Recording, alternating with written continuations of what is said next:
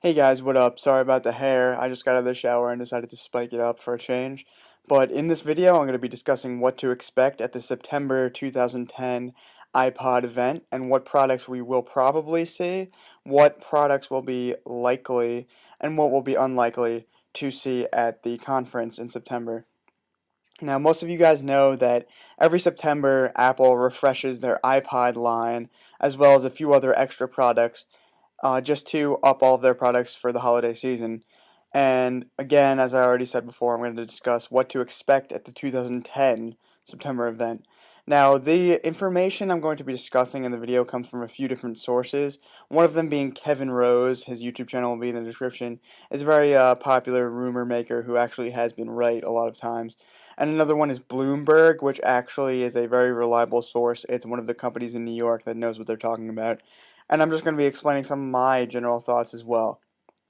Now, the main product that everyone was waiting for in the September conference is the new iPod Touch. Now, what to expect in the new iPod Touch according to rumors and my own opinion. First off, Retina display. Almost 100% that it will have a Retina display to be equal with the iPhone. Secondly, new design, pretty much the same as the iPhone 4. Faster processor, this is pretty much like the same one as the iPhone 4. A lot of these features for the iPod Touch are just matching the iPhone 4, just so you know. The major one that a lot of people are interested in is a camera. Will it have a front and a back facing camera? We are unsure. The front facing camera is very, very likely. The back facing camera is kind of 50-50, so we'll have to wait and see. Obviously, if it had a front-facing camera, it would have FaceTime. If it had a back-facing camera also, that would mean it could switch between the cameras and FaceTime. If it had any camera at all, that would imply that it had a built-in mic, which would be cool. And finally, if it had a back camera, it would be very cool to show its HD video recording. So we are still unsure if it's going to have a back-facing one, as Apple may say that having HD video recording is too similar to the iPhone, but we'll have to wait and see. And finally, if there was HD video recording, there might be video editing as well on the iPod Touch 4. We'll have to wait and see again. And just some extra features, it'll probably have more storage, you'll have the option for that. And the price, I'm actually kind of thinking that they might lower the price to $100, which might be generous. But either way, they're either going to lower it or keep it the same at $200. They're not going to make it higher. So those are some features to expect in the new iPod Touch. I also had a video on that, which is in an annotation that you can click and in the description. Next off, the Apple iTV. Many of you guys have probably heard rumors about this, and I did have a video as well on this, which will be in the description and an annotation as well.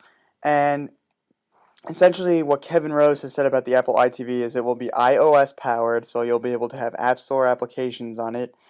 There will be on-demand stations, and all you need is an internet connection to watch TV, which is very cool. It will have rentals, just like the iTunes Store. There will be picture and video sharing, and the device will have push notifications, so you can send stuff from your iPod Touch, iPhone, whatever iDevice you have, to the TV and receive it, which is cool. And finally, you'll be able to use other iDevices as a control. So you'll be able to use like your iPod Touch or your iPhone as the actual control, and to see different angles of the TV station that you're watching, which is another thing that I think is very interesting. So that's the Apple iTV. Third off, iPod Classic. I really don't think they're going to do too much with this. I think they'll probably add a little bit more storage, a new design, but other than that, there's not going to be a real big difference. iPod Nano. Last year was a huge year for the iPod Nano, as many of you guys know. They added a new design to it, they added a video camera to it, and essentially the only updates that I can think that they would add to the iPod Nano this year would be possibly video editing, because it already has a video camera, which would be cool. And also, would they make the camera HD? We'll have to wait and see. But other than that, they might up storage again, but there's not going to be a big difference than it is now. And the iPod Shuffle. Surprisingly, there actually is a lot of buzz going around about the iPod Shuffle. Supposedly, it might have a touch screen, but we're going to have to wait and see. Everything else is going to remain the same, besides maybe storage.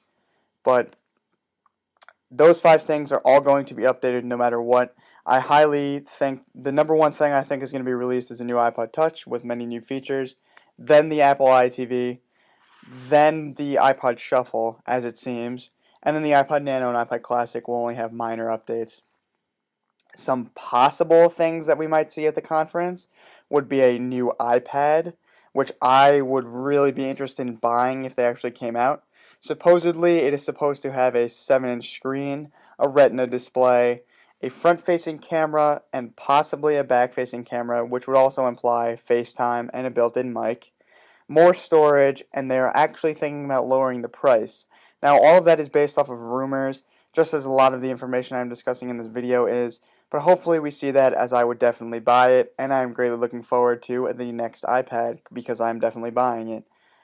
Also, they may release the white iPhone 4 at this conference on AT&T, but it's probably going to be released later in the year, but it's possible to be released in September. So, new iPad and white iPhone 4 are possible to be released at this conference. And some unlikely things to be released, the touchscreen iMac I don't think is going to be released. The Verizon iPhone I don't think is going to be released. The CDMA iPhone in general I don't think is going to be released. Excuse me. But I think all of those things will eventually come out, but not at this conference in September. But overall, that's all my thoughts on what to expect on the Apple September 2010 event of the iPod refresh. We'll have to wait and see in general, but those are my thoughts again. Hopefully, we will actually see some of these products in the next few weeks, and we will have reviews. We will be buying a couple of these products to review for you, so stay tuned. And again, thanks for watching. If this helped you out in any way, please subscribe and please rate thumbs up. We greatly appreciate it. Please visit our website in the description as well, and please follow us on Twitter as well. Check out the other videos in annotations and in the description across the bottom. And again, thanks for watching. Glad you guys appreciate all that we do, and we'll catch you in the next vid. Peace.